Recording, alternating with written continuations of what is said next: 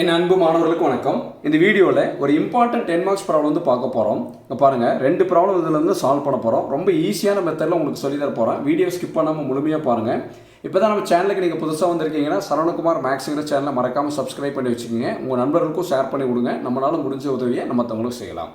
பாருங்கள், கொஸ்டின் பாருங்க, ப்ரூவ் தட்னு கொடுத்துருக்காங்க. Prove that sine inverse of 3x minus 4x³ equal to 3 sine inverse எக்ஸ்னு சொல்லி ப்ரூவ் பண்ண சொல்கிறாங்க.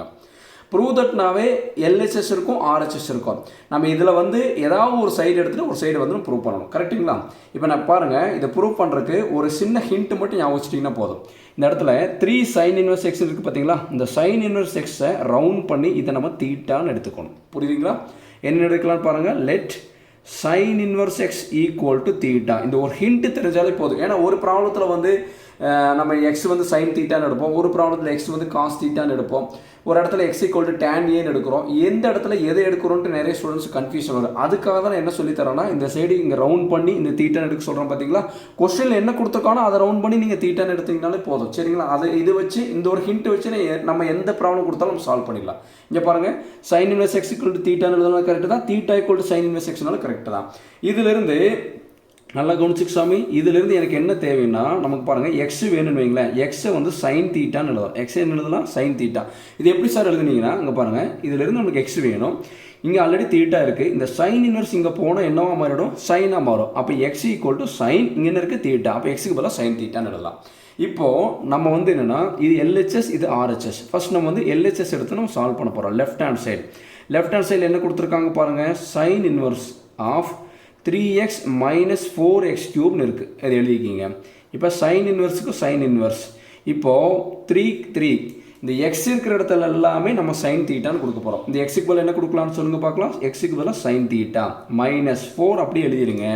இங்கே x³ இருக்குது. எக்ஸ்னா sine theta, x³ sine cube theta. சொல்லுங்கள் பார்க்கலாம். x³ சைன் கியூப் தீட்டான்னு கொடுக்க போகிறோம். அடுத்து இங்கே சைன் இன்வர்ஸ்னால் இங்கே கட்டாயமாக இங்கே சைன் தான் வரும். அதை ஞாபகம் வச்சுங்க.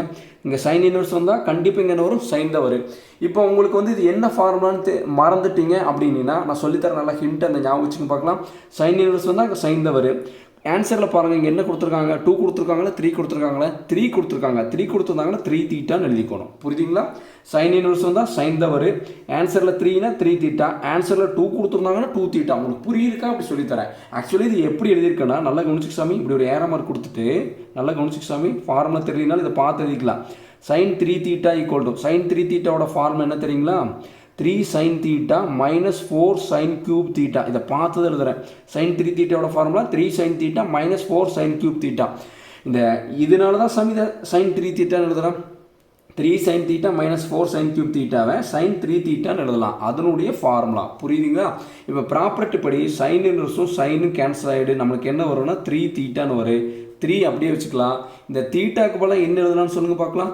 இந்த தீட்டாவை நம்ம என்ன எடுத்திருக்கோம்? சைன் இன்வர்ஸ் எக்ஸ்னு எழுதியிருக்கோம். அப்போ தீட்டாக்கு பதிலாக என்ன கொடுக்கலாம்? சைன் இன்வர்ஸ் எக்ஸ்னு சொல்லி கொடுத்துடலாம். இப்போ பாருங்கள், எல்ஹெச்எஸ் எடுத்தோம், லெஃப்ட் ஹேண்ட் சைடு எடுத்தோம். ஆனால் என்ன ப்ரூவ் பண்ணிட்டோம் பாருங்கள், ரைட் ஹேண்ட் சைடு ப்ரூவ் பண்ணிட்டோமா சாமி? புரியுதுங்களா இல்லையா? இப்போ கொடுத்துக்கூடிய கொஸ்டின் தூக்கி எடுத்து எழுதுங்க பார்க்கலாம். அப்படியே sine inverse of 3x minus 4x³ equal to 3 sine inverse x. Sometimes இது பார்ட் சி கொஸ்டினில் கேட்குறாங்க சாமி 10 மார்க்ஸில். நல்லா புரிஞ்சுதுங்களா உங்களுக்கு? கடைசியில் நம்ம என்ன எழுதுவோம்? Hence proved. சொல்லுங்கள் பார்க்கலாம். இவ்வளோதான் இந்த ப்ராப்ளம். எவ்வளோ ஈஸியாக இருக்குது பாருங்கள். இதே மாதிரி தான் இப்போ செகண்டாக எழுதியிருக்கேன் பாருங்கள். இந்த ப்ராப்ளத்தை நம்ம சால்வ் பண்ண போகிறோம். சால்வ் பண்ணலாங்களா? இங்கே பாருங்கள், ஃபஸ்ட் நம்ம என்ன எழுதலாம்? எல்ஹெச்எஸ் கொடுத்துருக்காங்க, ஆர்ஹெச்எஸ் கொடுத்துருக்காங்க. ஃபஸ்ட் நம்ம என்ன பண்ணிடலாம்னு பாருங்கள். இந்த 3 காஸ் இன்வர்ஸ் எக்ஸில் இந்த காஸ் இன்வர்ஸ் எக்ஸை நம்ம ரவுண்ட் பண்ணி என்னென்னு எடுத்துக்கலாம்? தீட்டான்னு எடுத்துக்கலாம். இங்கே என்ன ஃபாலோ பண்ணுமோ அதே ப்ரொசீஜர் தான் நம்ம இங்கே ஃபாலோ பண்ண போகிறோம். சாமி புரியுதுங்களா? இப்போ பாருங்கள், லெட் காஸ் இன்வர்ஸ் எக்ஸை நம்ம என்ன எடுத்திருக்கோம்? தீட்டா. இங்கே பார்த்தீங்களா? இங்கே சைன் இன்வர்ஸ் எக்ஸை தீட்டான்னு எடுத்தோம், இங்கே காஸ் இன்வர்ஸ் எக்ஸை தீட்டான்னு எடுத்தோம். அதனால தான் என்ன சொல்கிறேன்னா, கொஸ்டினில் என்ன கொடுத்துருக்காங்களோ அதை ரவுண்ட் பண்ணி அதை தீட்டான்னு எடுத்துட்டிங்கன்னா நமக்கு ஈஸி. ஒரு ப்ராப்ளத்தில் சைன் யூஸ் பண்ணுவோம், ஒரு சில ப்ராப்ளத்தில் காஸ் யூஸ் பண்ணுவோம். இப்போ இதிலிருந்து நம்ம என்ன சாமி வேணும்? நம்மளுக்கு எக்ஸ் வேணுங்களா? அப்போ எக்ஸ் வேணும்னா இங்கே பாருங்கள், இதில் எக்ஸ் வேணும்னா நம்ம என்ன பண்ணணும்? இந்த காஸ் இன்வர்ஸ் இங்கே வந்து என்ன ஆகிடும்? காஸ் இன்வர்ஸ் அங்கே வரும்போது என்னவா மாறும்? சொல்லுங்கள் பார்க்கலாம். காசாக மாறும். இங்கே என்ன இருக்குது? ஆல்ரெடி தீட்டான்னு இருக்குது. அப்போ x equal to cos theta. எப்படி எழுதுன்னு சொல்லுங்கள் பார்க்கலாம். காஸ் இன்வர்ஸ் எக்ஸை தீட்டான்னு எடுத்துட்டேன். நம்மளுக்கு எக்ஸ் வேணும்னா காஸ் இன்வர்ஸ் இங்கே போகும்போது காசாக மாறும். அப்போ x equal to cos theta. இப்போது எல்ஹெச்எஸ் எடுத்து எழுதிடலாங்களா? லெஃப்ட் ஹேண்ட் சைடு என்ன இருக்குது சொல்லுங்கள் பார்க்கலாம். Cos inverse of 4x³ minus 3xன்னு இருக்குது. இப்போ காஸ் இன்வர்ஸுக்கு அப்படியே எழுதிடலாம். 4 எங்கெல்லாம் x இருக்குன்னு டிக் பண்ணி பார்க்கலாம். இங்கே x³ இருக்குது, இங்கே x இருக்குது. அப்போ x இருக்கிற இடத்துல நம்ம என்ன கொடுக்க போகிறோம்? காஸ் தீட்டான்னு கொடுக்க போகிறோம். இங்கே x³ இருக்கிறனால cos³ தீட்டான்னு கொடுக்க போகிறோம். புரியுதுங்களா? எப்படி எழுதிக்கணும்னு சொல்லுங்கள் பார்க்கலாம். x இருந்தால் காஸ் தீட்டான்னு கொடுப்போம். இங்கே x³ இருக்குது, cos³ தீட்டான்னு கொடுத்துட்டோம். -3 இந்த எக்ஸுக்கு பதிலாக என்ன கொடுக்கலாம்? காஸ் தீட்டான்னு கொடுக்கலாங்களா? எக்ஸுக்கு பதிலாக காஸ் தீட்டான்னு கொடுக்க போகிறோம். இப்போ இங்கே பாருங்கள், காஸ் இன்வர்ஸ் வந்தால் கண்டிப்பாக இங்கே என்ன வரும்னு சொல்லுங்கள் பார்க்கலாம். காஸ் தான் வரும். இப்போ எப்படி சைன் இன்வர்ஸ் வந்தால் சைன் வரும், அதேமாதிரி காஸ் இன்வர்ஸ் வந்தால் காஸ் வரும். புரியுதுங்களா? கொஸ்டினில் என்ன கொடுத்துருக்காங்க பாருங்கள், இங்கே 3ன்னு கொடுத்துருக்காங்களா, அப்போ இங்கே 3 தீட்டா. இது வந்து ஃபார்முலா தெரியாதவங்களுக்காக இப்படி சொல்லித்தர சாமி. ஆக்சுவலி என்ன மீனிங் தெரியுங்களா? இந்த 4 cos³ தீட்டா மைனஸ் 3 cos தீட்டாங்கிறது எதனுடைய ஃபார்முலானா cos 3 தீட்டானுடைய ஃபார்முலா. ஒரு தடவை அந்த ஃபார்முலா எழுதலாங்களா? cos 3 தீட்டா ஈக்குவல் டு அப்படியே பார்த்து எழுதுங்க பார்க்கலாம். 4 cos³ theta minus 3 cos theta. 4 cos³ theta minus 3 cos தீட்டாவை என்னென்னு எழுதலாம்? cos 3 தீட்டான்னு எழுதலாம். இப்போ ப்ராப்பர்ட்டி படி காஸ் இன்வர்ஸு காஸ் என்ன ஆகிடு? கேன்சல் ஆகிடு. இப்போ 3 தீட்டான்னு வரும். கரெக்டுங்களா? இப்போ தீட்டாக்கு பதிலாக நம்ம என்ன எழுதலாம்? தீட்டாக்கு பதிலாக காஸ் இன்வர்ஸ் எக்ஸ்ன்னு எழுதலாம். சொல்லுங்கள் பார்க்கலாம். தீட்டாக்கு பதிலாக என்னென்னு எழுதலாம்? காஸ் இன்வர்ஸ் எக்ஸ்ன்னு எழுதலாம். இப்போ எல்ஹெச்எஸ் எடுத்துகிட்டு நம்ம எதை ப்ரூவ் பண்ணிட்டோம்? ஆர்ஹெச்எஸ் வந்து நம்ம ப்ரூவ் பண்ணிட்டோம். தேர்ஃபோர் கொடுத்துக்கூடிய கொஸ்டினை அப்படியே தூக்கி பார்த்து எழுதுங்க பார்க்கலாம்.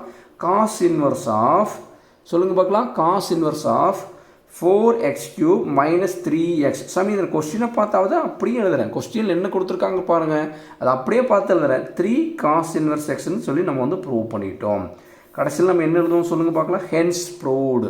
புரியுதுங்களா? என்ன எழுதுனா? Hence proved. கொடுத்துக்கூடிய கொஸ்டின் வந்து இவ்வளவு தான். சரியா சாமி? சில டைம் ப்ராப்ளத்தில் என்ன பண்ணுவாங்கன்னா, நல்லா கவனிச்சுங்க.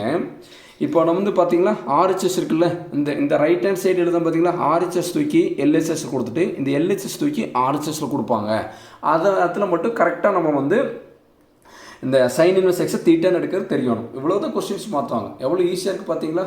பொறுமையாக பாருங்கள், கண்டிப்பாக புரியும். இந்த வீடியோ உங்களுக்கு பிடிச்சிருந்ததுன்னா மறக்காமல் லைக் பண்ணுங்கள், மற்ற நண்பர்களுக்கும் ஷேர் பண்ணி விடுங்க. நம்மளால் முடிஞ்ச உதவியை நம்ம தங்களுக்கு செய்யலாம். Thank you students.